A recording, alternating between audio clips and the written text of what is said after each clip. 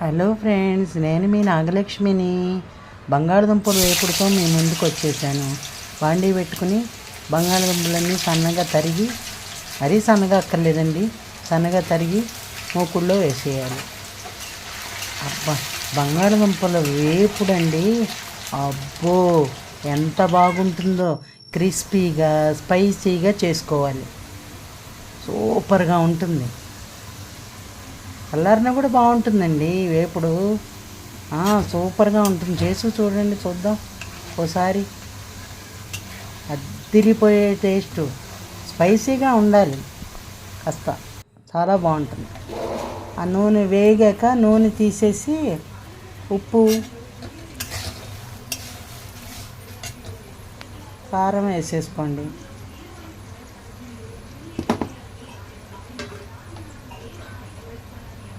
అంతే, స్పైసీగా బంగాళదుంపల వేపుడు, క్రిస్పీగా స్పైసీగా బంగాళదుంపల వేపుడు.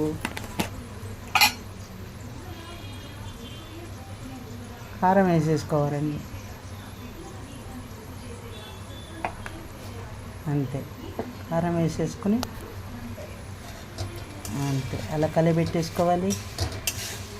క్రిస్పీగా స్పైసీగా బంగాళదుంపల వేపుడండి, మీరు ట్రై చేసుకోండి, చాలా బాగుంటుంది.